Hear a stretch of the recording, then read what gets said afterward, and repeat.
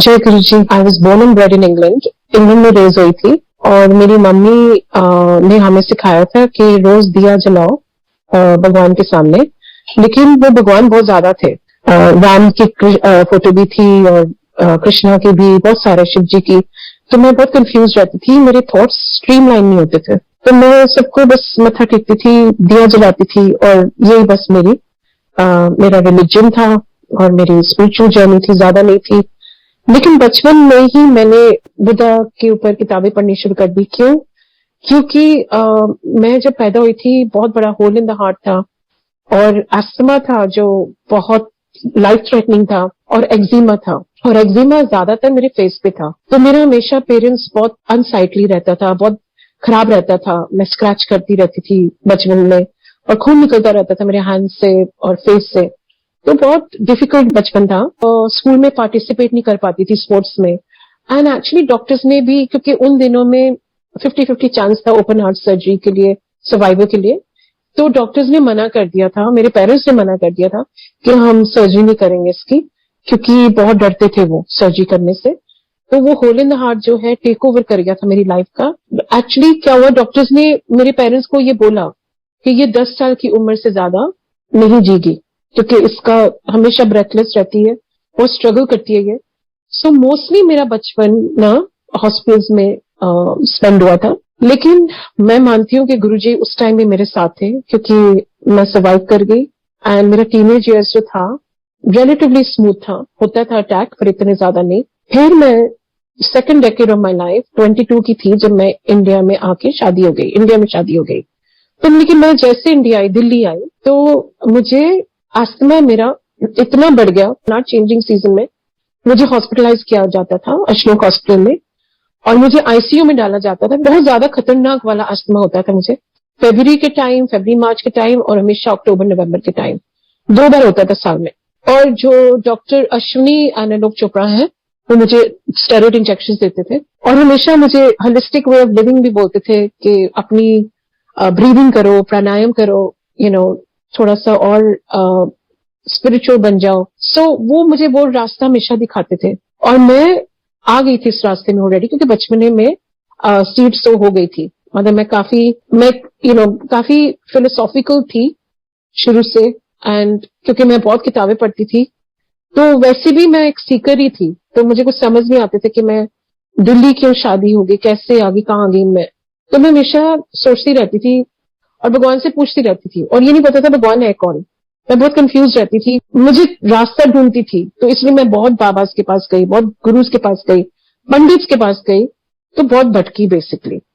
And फिर 97 में बहुत खतरनाक अटैक आया मुझे, और उस टाइम में, उस फेज में मेरा स्किन ऊपर से नीचे तक और ज्यादा फ्लेयर अप हो गया, इतना ज्यादा कि मेरी शक्ल भयानक हो गई और ब्लैक हो गई, और पस निकलता था मेरी स्किन से, और पस के अलावा मेरा स्किन पील होता रहता था, फ्लेक होता रहता था। तो मुझे अपने आईनों से बहुत डर लगता था और दुनिया से भी डर लगता था। मैं अपने आप को बंद कर लिया था घर में, मैं बाहर नहीं जाती थी, सोशल लाइफ थी नहीं, इंट्रोवर्ट हो गई थी, बिल्कुल ही इंट्रोवर्ट, ऐसे इंट्रोवर्ट कि मैं लोगों को मिलती नहीं थी, किसी को नहीं मिलती थी। एंड मेरे बच्चे दोनों छोटे थे उस टाइम, 5 और 6, बहुत छोटे थे, और उनको पालना भी बहुत मुश्किल हो गया था, बिकॉज मैं बीमारी रहती थी हमेशा, और चिड़चिड़ा होता ही था, क्योंकि ऑब्वियसली स्क्रैच कर रही हूँ हमेशा, ब्लीडिंग होती थी स्किन में, तो बहुत बड़ी स्ट्रगल थी उसके।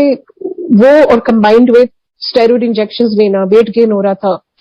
एट द एज ऑफ 31 मुझे कैटरेक्ट हो गया, और मुझे पता नहीं था कैटरेक्ट क्या होता है। मुझे सिर्फ वो फॉग नजर आने लगे, सफेदी नजर आने लगी, और मैंने सोचा पता नहीं ये क्या है, मुझे दिख नहीं रहा है, और दोनों आंखों में सफेदी हो गई थी, बिकॉज बचपन से लिया हुआ था स्टेरॉइड्स। सो ऑब्वियसली वो साइड इफेक्ट हो गया था उसका। जब ऑप्टिशियन के पास गई, उसने कहा कि आपको तो कैटरेक्ट है, आपको सर्जरी करानी पड़ेगी। And I was old of 31, सो वो सर्जरी हो गई।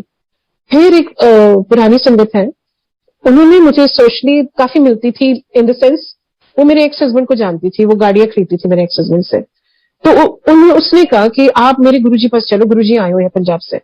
मैंने बहुत रिसिस्ट किया, मैंने कहा नहीं, मेरा हो गया ये, I am done and dusted with gurus and babas, मुझे इंटरेस्ट नहीं है, क्योंकि मैं बहुत भटक चुकी हूँ और मुझे नहीं लगता कोई किसी के लिए कुछ कर सकता है। मैं बहुत दिल टूट गया था लाइफ में, मेरी मैरिज भी क्लैप्स हो रही थी, नेचुरली क्लैप्स होनी थी, क्योंकि मैं बहुत बीमार रहती थी हमेशा। तो वो भी क्लैप्स हो रही थी, कुछ वर्क नहीं हो रहा था। मेरे इन लॉज मुझे समझते नहीं थे। मैं बहुत मैं इंग्लैंड से आई थी एंड थोड़ी आई गेस डिफरेंट थी। मैं पंजाबी फैमिली की एंड शादी मारवाड़ी फैमिली में हुई। सो वो कल्चरल डिफरेंसेस टू मैनी थे एंड वो गैप ब्रिज नहीं हो पा रहा था। तो इतना ज्यादा डिफरेंसेस थे और इतनी ज्यादा स्ट्रगल्स थी और चैलेंजेस थे कि मुझे लगता था मैं जी की रही हूँ। एक्चुअली मुझे बहुत ज्यादा मैं सैड रहती थी। फिर वो जो पुरानी संगत है वो बार बार बोलती जब भी मिलती 97 थ्रू आउट कि अब गुरुजी आ गए, अब तो मिल ले। तो मैंने कहा नहीं, सच्ची मुझे इंटरेस्ट नहीं है। लेकिन वहां जाना था मुझे गुरुजी के पास क्योंकि मेरे एक्स हस्बैंड ने बोला कि शी इज माई क्लाइंट, तो उसको oblige करने के लिए चले जाओ, वो बहुत बोलती है आपको जाने के लिए, तो चले जाओ। तो असली गुरु तो वो मेरे पहले तो मेरे हस्बैंड ही निकले क्योंकि उन्होंने मुझे रास्ता दिखाया। तो उन्होंने कहा तुझे जाना ही होगा, वो मेरी क्लाइंट है तो oblige करना होगा। तो ये कह के मैं चले गई एंड वो गाड़ी में बोलती गई कि go with an open mind, open heart. मैं बहुत अपने फ्रेंड्स को लेके गई हूँ, कोई वापस नहीं गया। हो सकता है तू भी उनमें से हो। मैंने कहा हाँ मैं उनमें से ही होंगी क्योंकि मैं तो मानती नहीं इन चीजों में, और मेरे मम्मी पापा को पता चले इंग्लैंड में तो वैसे ही बहुत डांटेंगे। मैंने कुछ नहीं बोला उनको, लेकिन मैंने सिर्फ कहा कि हाँ, मैं मन ही मन सोचा कि मैं तो ऐसे जा रही हूँ। तो छोटे मंदिर था, एम्पायर स्टेट। आज गुरु जी अपनी गद्दी पे बैठे थे और ये संगत बता चुकी थी गुरु जी को कि मैं एक संगत मतलब एक लेडी को लेके आ रही हूँ। मैं तो थर्सडे का टाइम था, थर्सडे का डे था, 6 बजे थे शाम को।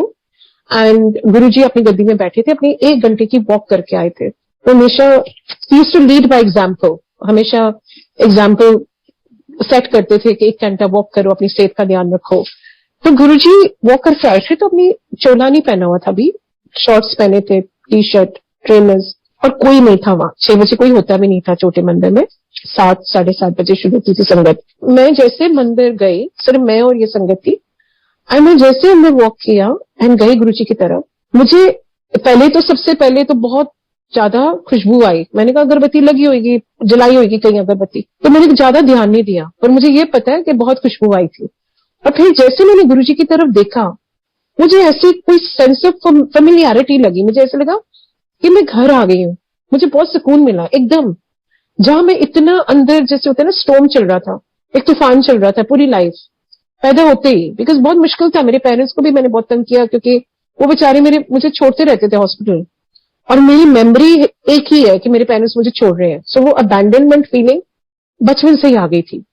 तो वो फीलिंग ऑफ अबैंडनमेंट, क्योंकि मुझे मेरी मेमोरी बहुत शार्प है कि वो मेमोरी मुझे मेरे मतलब कभी नहीं हटती। कि मुझे याद है मेरी मम्मी पापा मुझे हॉस्पिटल में छोड़ते थे, मैं रो रही होती थी कि मत छोड़ के जाओ, और वो मजबूर थे, उनके पास कोई सोल्यूशन नहीं था, तो वो छोड़ के जाते थे, और हफ्ते हफ्ते में हॉस्पिटल रहती थी एट अ टाइम। सो ये फीलिंग ऑफ अबैंडनमेंट बहुत जल्दी आ गई थी मेरी लाइफ में, feeling of rejection, feeling of abandonment.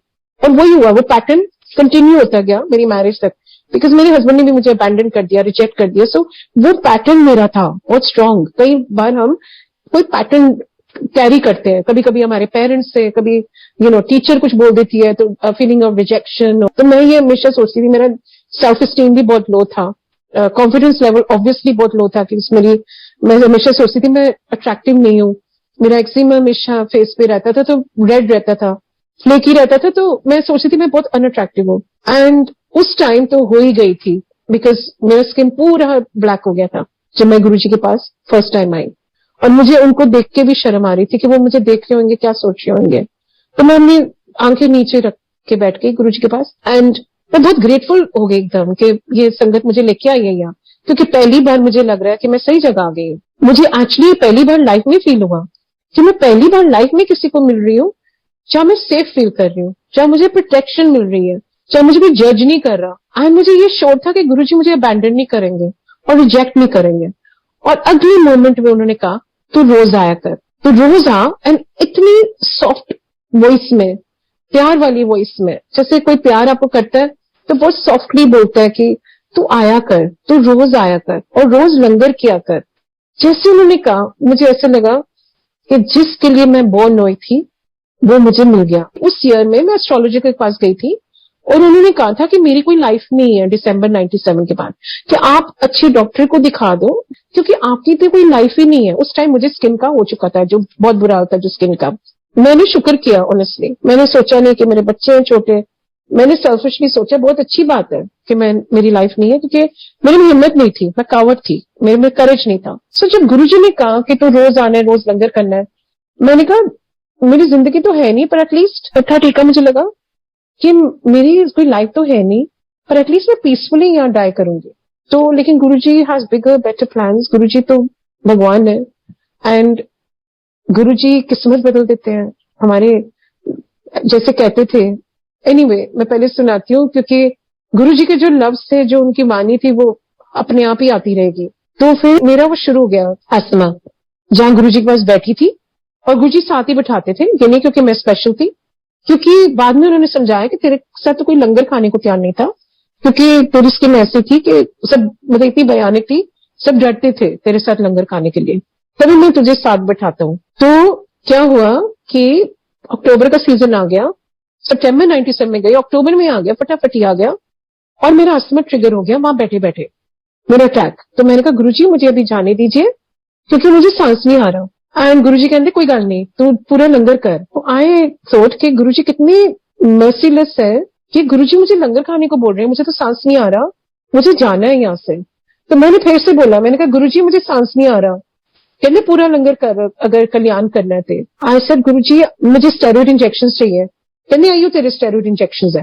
And he was quite harsh, softly नहीं बोल रहे थे उस टाइम, कहने आइयो तेरे स्टेरॉइड इंजेक्शन है, चुप करके खा, अगर कल्याण करना है, बाहर जूती उतार दी है तो अपने सनबर्ड छड़ के आया कर, सोचा न कर ज्यादा। तो मैंने फिर खा लिया रोते रोते, और मैं बहुत रो रही थी, क्योंकि सचमुच सांस नहीं आ रहा था। सांस ना आए, अस्थमा अटैक हो तो आप पानी भी नहीं पी सकते, लेट अलोन कुछ खाओ। तो मैंने बोला, मैंने कहा गुरुजी स्टेरॉइड्स नहीं है, आलू गोभी दाल है, मैंने भी मतलब आगे करना शुरू कर दिया। तो कहते कि चुप करके खा। तो आई एट, एंड खा के मैंने जैसे मत्था टेका, मैंने मन ही मन बोला मैं यहाँ दोबारा कभी नहीं आऊंगी। तो गुरुजी ने जवाब दिया एकदम, कल आ जाए, क्या कल्याण कितना ऐश कर। आई तो ये बहुत फनी है, मतलब कल्याण क्या होता है, ऐश क्या करूं इस हालत में। एनीवे मैं निकल गई वहां से, और जब निकल रही थी तो मैंने मन ही मन कहा कि मैं हॉस्पिटल जाऊंगी, यहाँ से सीधा स्टेरॉइड इंजेक्शन लूंगी। तो गुरुजी ने बोला उन हॉस्पिटल जान दी लोड़ नहीं, कार जाके आराम ना सोई और कल आ जाए। आज तो पता नहीं मेरे थॉट्स सुन रहे हैं गुरुजी की कोइंसिडेंस है। एनीवे मैं चले गई, एंड मैं घर की तरफ जाना शुरू कर दिया, क्योंकि मैंने रियलाइज किया कि मैं तो ब्रीथ कर रही हूँ, मेरा तो ब्रीदिंग नॉर्मल हो गई है। तो कहाँ मेरा चोकिंग फीलिंग थी, और चोकिंग फीलिंग खत्म होके मैं ऐसे ब्रीथ कर रही थी जब मैंने कभी ऐसे ब्रीथ नहीं किया। मैंने नॉर्मल सांस, मुझे पता ही नहीं था क्या होता है, मैं हमेशा मुंह से सांस लेती थी और सांस आता नहीं था, इनहेलर कैरी करती रहती थी। मतलब आप सोच नहीं सकते कि क्वालिटी ऑफ लाइफ क्या होता होगा। बाहर जाने से डरती थी कि अस्थमा ना शुरू हो जाए, तो वो डर पैदा हो गया था मेरे दिल में, हमेशा डरी रहती थी हर चीज से कि नहीं मैं अगर सिनेमा जाऊंगी ये हो जाएगा, कैफेटेरिया जाऊंगी ये हो जाएगा। अस्थमा मेरा साथ, मेरा शैडो बन गया था, मेरी लाइफ बन गई थी, और मेरा मेरा फेर बन गया था।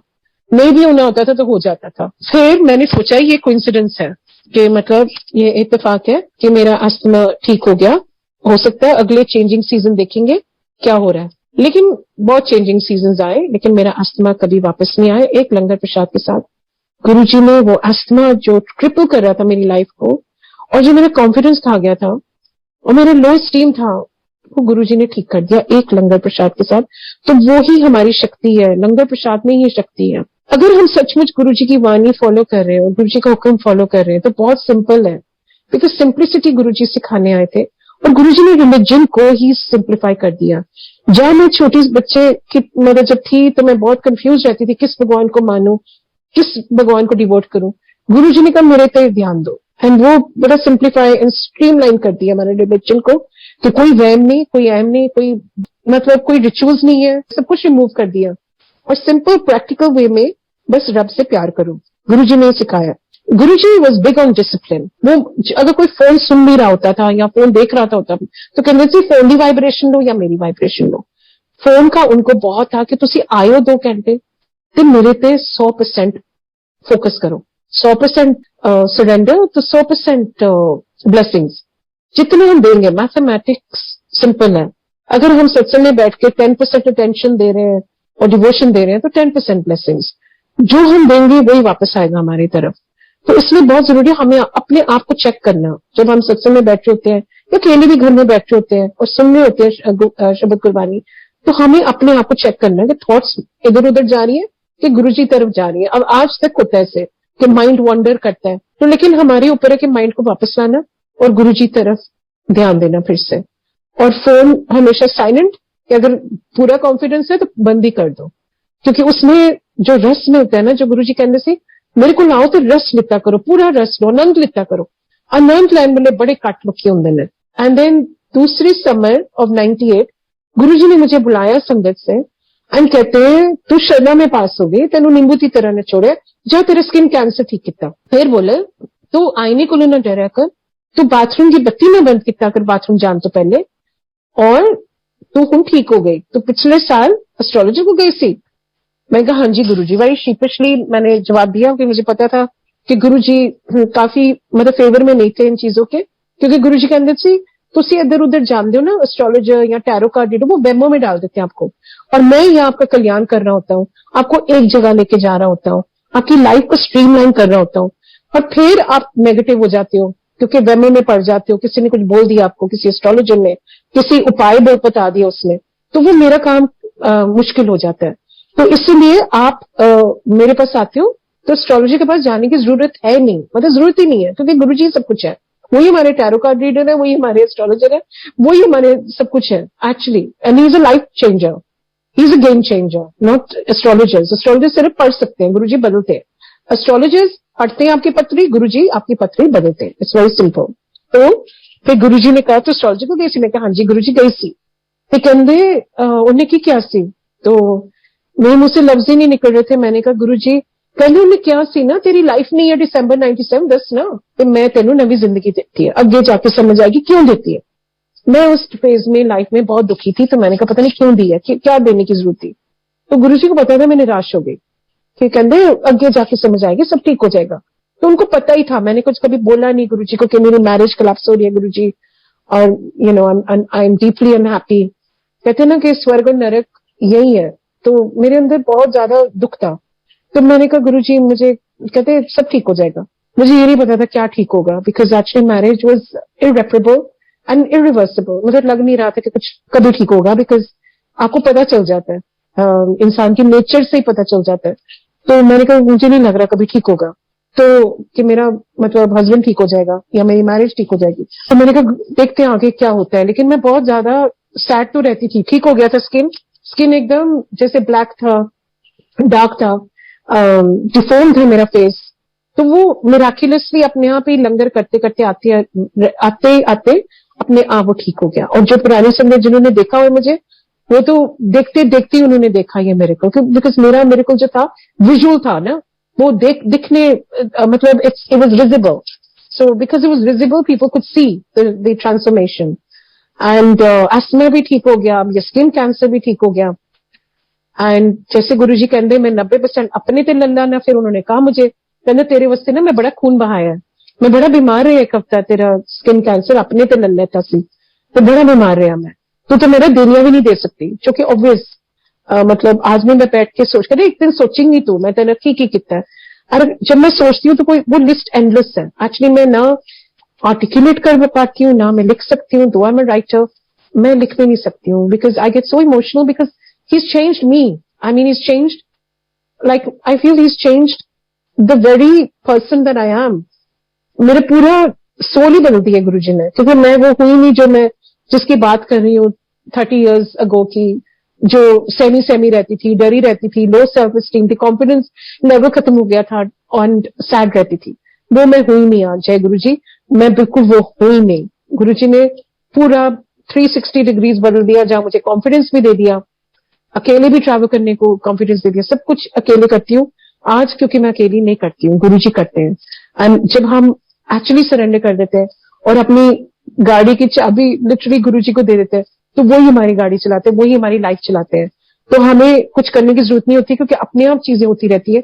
और जो छोटी छोटी डिजायर्स भी होते हैं, आई रियली बिलीव, चाहे वो कहते थे मन्नो मंगो नहीं, ऑफकोर्स हम इंसान है, मांगते रहते हैं, मतलब उनका मतलब था कि जब आप मांगते हो अपनी मांग छोटी कर लेते हो, तो असली चीज मांग लो। जैसे गुरुजी कहने से ना, वो बड़े सुनवाते थे, वो उस टाइम एक शब्द होता था, एक नाम गुरु को लो मंगले सारे सुख मिल जावेंगे। तो वो इतना अच्छा है, वो उसमें सब आता है कि हम जो असली चीज है वो मांगते नहीं हो। तो गुरु जी कहते सी बहुत घट लुकी होंगे ने, लाइक मे बी 2% और 1% जो असली चीज मांग के चले ले जाते हैं मुझसे, बाकी दुनिया की चीजा मंगते लेंदे ने लोकी। तो मुझे उस टाइम, जैसे मैं आज पंजाबी एंड हिंदी बोल रही हूँ बहुत फ्लुएंटली, उस टाइम मुझे गुरुजी की पंजाबी भी नहीं समझ आती थी, और ना ही मैं I could not keep pace with this Punjabi, because although Punjabi is my native language, पर गुरुजी की पंजाबी बहुत डिफरेंट थी। तो हमेशा वो जो संगत मुझे लेके आई थी वो ट्रांसलेट करती रहती थी, और गुरुजी हंसते रहते थे और हमेशा कहते थे तू कमली है, तू कमली है। अब मुझे कमली का भी मतलब आज तक नहीं पता, पर एनीवे गुरुजी बहुत क्यूट है, क्योंकि वो एक एक बंदे की दिल की बात सुनते हैं और वो डिजायर्स पूरी करते रहते हैं, एज लॉन्ग एज वो किसी को हम हर्ट नहीं कर रहे। गुरुजी हमेशा कहते सी मन हो चंगा ते नलके दा पानी भी गंगा, बस अपना मन साफ रखो। एंड एक और चीज बहुत बोलते थे, मतलब सिर नीवा मत ऊंची, मतलब हम्बल रहना बहुत जरूरी है। एक्चुअली अगर हम ये चीजें प्रैक्टिस करने, जो गुरुजी की सिंपल टीचिंग्स है कि ह्यूमिलिटी से बात करो, सबसे नम्रता के साथ बात करो और दया रखो दिल में, तो फिर हम इंसान बन गया। अदरवाइज गुरुजी कहते सी कि पाशु और इंसान विच कोई फर्क नहीं है, क्योंकि वो भी खांदा है, वो भी सुनता है, वो भी सब कुछ करता है जो इंसान करता है, तो कोई फर्क नहीं है। पर इंसान से फर्क है कि तुसी रब नू पा सकते हो इंसान की जुनी में। तो कितनी बड़ी ब्लेसिंग हमें मिली है। चाहे आज भी मुझे स्ट्रगल होती है कई बार अपनी जो फिजिकल बीइंग है, क्योंकि इतनी बीमारियां हो चुकी है कि ऑब्वियसली बॉडी वीक हो गई है, एंड लेकिन मेरी विल पावर इतनी स्ट्रांग गुरुजी ने दी हुई है कि कोई नहीं कह सकता कि मैं इतनी बीमार रहती थी और रहती हूं, अभी भी स्ट्रगल्स है, लेकिन कोई नहीं कह सकता मुझे देखे कि उस गुरुजी ने इतना अपना नूर दिया हुआ है और अपना प्यार दिया हुआ है और अपनी ग्रेस दी हुई है, इतनी ज्यादा प्रोटेक्शन दी हुई है कि गुरुजी ही, जब तक गुरुजी गाड़ी चला रहे हैं वो चला रहे हैं, और हर चीज का कारण होता है और हमारी लाइफ का भी एक रीजन होता है हम क्यों है यहाँ। एक पर्पस गुरुजी ने हम सबको दे दिया है, एक सेवा करने का मौका दे दिया और अपने कर्म काटने का मौका दे दिया है इस इंसान की जूनी में। सो इसलिए गुरुजी कहते हैं टाइम नहीं वेस्ट करो, रब दा नाम लो, सिमरन करो, सिमरन दे नाल हमारे कर्म बहुत काटते हैं, बहुत कटते हैं। तो वो जो मंत्र जाप गुरुजी ने दिया, ओम नमः शिवाय, शिव जी सदा साई, वो बहुत पावरफुल मंत्र है। उसको करने से, चलते फिरते भी और ध्यान लगाने से भी, वो मंत्र पे हमारे कर्म बहुत, जो पिछले जन्म के बुरे कर्म है इस जन्म के भी, वो करते रहते हैं। सो गुरुजी फिर जब जाने वाले थे अपना चोला छोड़ के, मुझे बोले तेरी सेवा सत्संग किता कर, और मुझे डिवोर्स भी दे गए थे उस टाइम, क्योंकि उनको पता था कि ये तो होना ही है। तो गुरुजी कहते डिवोर्स डिवोर्स डिवोर्स, तो हूं बड़ी खुश रहेंगी। तो एक्चुअली जब ये गुरुजी ने ये लफ्ज बोले तो हूं बड़ी खुश रहेंगी, और तो डरिया ना कर, क्योंकि गुरुजी को पता था बचपन से मैं डरपोक थी। तो कहते हूं तो देखिए मैं बेसिकली उन्होंने बोला कि हमेशा मैं तेरे साथ हूं। तो ये बहुत बड़ी चीज है जब भगवान आपको बोलते हैं कि वो हमेशा आपके साथ है, और ये महसूस होता है, लेकिन और भी महसूस करने से और भी पाठ करना होता है। बहुत जरूरी होता है कि हम भी गुरुजी को याद करें। तो जब याद करते हैं हम गुरुजी को, तो गुरुजी भी हमारी तरफ ही देख रहे होते हैं। तो ये बहुत जरूरी है, not to take Guruji for granted. जैसे कभी कभी होता है राम को खिलौना जाना, गुरुजी कहते से अपनी हंसी मजाक में कि लोग समझते ने मैं दुकान खुली हुई है थे, तो शॉपिंग लिस्ट लैन देने, आज भी यही होता है। कई बार लोग मांग लेते हैं जो नहीं मांगना चाहिए, और फिर कहते हो यहाँ तो कुछ नहीं मिला, चलो अगले बाबा को चलते हैं। सो गुरुजी ये जर्नी है, ये जर्नी ऑफ द सोल है, ये सोल स्पिरिचुअल जर्नी एक्चुअली है हमारी, और पता नहीं कितने जन्मों की जर्नी है जो हमने कर्म कमाए हुए हैं। हम बहुत लकी है, बहुत ब्लेस्ड है कि इस जन्म में गुरुजी है तारने के लिए और हमारा हाथ पकड़ने के लिए, और वो दुख कहीं नहीं जाता है, लेकिन कम कर देते हैं गुरुजी। हमारी जितनी स्ट्रगल्स होती है वो रिड्यूस कर देते हैं, टाइम के साथ भी और इंटेंसिटी के साथ भी। सो ये बहुत बड़ी चीज है। सो हमारे गुरुजी को प्यार करना, उनका मान करना और उनका वचन निभाना, वो ही हमारी असलियत है, वही हमारी सच्चाई है, और वही हमारी नैया को पार कराएगा। सो गुरुजी कहते से सच्चा और अच्छा हमेशा बनो, फिर रब तुहाडे नाल है। होलिया का रब होता है, चलाकिया विच कुछ नहीं रखिया, तो सच्चा और अच्छा बन के रहो। तो फिर गुरुजी चले गए चोला छोड़ के। ऑफकोर्स हमें एकदम शॉक मिला, एंड हमने सोचा हमारी गाड़ी अब कैसे चलेगी, लाइफ की गाड़ी कैसे चलेगी। तो लेकिन देखते देखते हमारी संगत बढ़ती गई, पूरी दुनिया, जैसे गुरुजी ने कहा था, और ये गुरुजी के वर्ड्स है अगेन, कि जगह जगह मेरी जोत जलेगी, across every continent, country and city in the world सत्संग होया करेगा, तो तू जा और सत्संग किया कर। और पहली बार जब गुरुजी ने मुझे बोला, जब मेरा स्किन कैंसर ठीक कर दिया, तो गुरुजी ने मुझे कहा, मैं बहुत, एज आई सेड, मैं बहुत इंट्रोवर्ट थी एंड मैं बहुत शाय थी, एंड मैं पब्लिक स्पीकिंग से तो बहुत ज्यादा घबराती थी, स्कूल में भी पार्टिसिपेट नहीं करती थी पब्लिक स्पीकिंग में। तो जब गुरुजी ने कहा, खड़े होकर सुना कि मैं तेरा किस तरह स्किन कैंसर ठीक किया, तो मैं बहुत नर्वस होकर खड़ी हो गई एंड मैंने बोला, गुरुजी ने मेरा स्किन कैंसर ठीक किया है, और बोल के मैं बैठ गई। कहने लै कमली है, तेन सत्संग भी नहीं सुनाना आता। मैं कहा गुरुजी मुझे नहीं सुनाना आता, और ना ही मैं आगे से सुनाऊंगी। मैं पसीने पसीने हो गई, मेरी नीज में एकदम वो होने लग गया, जैसे होता है तुम नर्वस के साथ ना, नर्वसनेस के साथ। और मैंने कहा मुझे नहीं, पाल्पिटेशंस हो गए। मैं कहा मुझे नहीं सुनाना कभी भी। तो फिर जब गुरुजी जाने लगे और कहते कि तू सत्संग कितना कर, तेरी सेवा है, तू सत्संग सुनाया कर। मैंने गुरुजी की तरफ देखा, मैंने कहा गुरुजी आपने तो बोला था कि मुझे सत्संग करना नहीं आता, तो ये सेवा कैसे दे दी? तो कहते तू थोड़ी ना सुनाएंगी, मैं सुनाऊंगा, तू सिर्फ खड़ी होंगी। तो ये कितनी बड़ी बात है। आज भी मैं समझती हूँ कि मैं नहीं सुना सकती, मैं उसके काबिल ही नहीं हूँ। जहां जहां बेचते हैं गुरुजी, मैं हमेशा पहले मत्था टेकती हूँ, कहती गुरुजी टेक ओवर, बिकॉज मुझे तो सुनाना नहीं आता है सत्संग, और गुरुजी एक्चुअली टेक्स ओवर। जो गुरुजी चाहते हैं कि उनकी संगत सुने, वो ही सुनवाते हैं। एंड गुरुजी कहते से सुनन वाला और सुनान वाला दोनों तरह मेरी लहरें चल दिया ने, और मेरी महर चल रही होंगी है। तो इस करके जिन्नी मर्जी वारी तुसी सुनो स्किन कैंसर दा या अस्थमा दा, उस टाइम तुहानू नहीं पता मैं किहदा कल्याण कर रहा, तुहाडा, तुहाडी फैमिली दा आने वाला अस्थमा, आने वाला कैंसर, कुछ नहीं पता। गुरु जी कहते आने वाला टाइम देखना, बारिश होनी है तीन चीजा दी। मैंने कहा हाँ जी गुरु जी। कहते देखी डिवोर्स, डिप्रेशन ते कैंसर, तीन चीजा की बारिश होनी है। And I looked at him, मैंने कहा गुरु जी ये तो जहां से मैं आई हूं ना, इंग्लैंड से, ये वहां होता है वेस्ट में, ये यहाँ इंडिया में डिवोर्स नहीं होता, इंडिया में कैंसर नहीं होता, और ना ही कभी डिप्रेशन होता है इंडियन में, इंडिया में। तो कहते घर घर की कहानी होनी है, तो देखती जा, बड़ा हमारा टाइम आ रहा है, एक दिन आएगा तुसी कार बैठ के मैनू याद करोगे। सो गुरु जी हमें अपना चोला छोड़ के, और मुझे फिर 3 बार 2011 से लेके 2012 एंड तक मुझे, I was battling with cancer again. 3 बार हुआ, 3 ट्यूमर्स हुए, एंड 3 बार 3 tumours as in breast cancer हो गया, तो 3 ट्यूमर्स हो गए। ये बहुत लंबा सत्संग है, फिर कभी सुनाऊंगी, पर बहुत अमेजिंग सत्संग है। पर because of the time constraint मैं सिर्फ इतना बता देती हूँ कि गुरुजी ने ही बचाया। ईच टाइम वो ट्यूमर पकड़ा गया टाइम से, वही बहुत बड़ी चीज है। वो भी एक संगत ने बताया मुझे, मैं इंडिया विजिट कर रही थी, सॉरी मैं मिस कर गई हूँ एक पॉइंट, बहुत पिवटल पॉइंट। गुरुजी ने कहा था मुझे जाने से पहले कि तू सत्संग कितना कर और हम वापस इंग्लैंड जा और मां की सेवा कर। नाउ इस टाइम में 2007 में मैं बहुत अटैच हो गई थी इंडिया से। जब आई थी मुझे बहुत इंडिया अच्छा नहीं लगता था बिल्कुल भी। इनफैक्ट मैं कहती थी मैं कहाँ गई हूँ, मुझे इंग्लैंड जाना है, मुझे फ्रेश एयर चाहिए, मुझे वो सिंप्लिसिटी चाहिए, मैं इंडिया में नहीं रह सकती, उस खासकर दिल्ली नहीं रह सकती। तो मैंने कहा गुरुजी मुझे इंग्लैंड वापस भेजो। तो ये चलता रहता था और गुरुजी स्माइल करते थे, उनको पता था आखिर में इसको इंडिया से ही प्यार हो जाना है। तो वही हुआ 2007 में। मैं कहा गुरुजी अब मैं इंग्लैंड मत भेजो मुझे अब इंडिया बहुत पसंद है, अब मेरा घर इंडिया है। तो गुरुजी कहते नहीं, तू वापस जा, उसे सत्संग शुरू करी मैनचेस्टर और मां की सेवा कर। मैं बहुत कंफ्यूज थी, मैंने हाँ में हाँ मिला दी।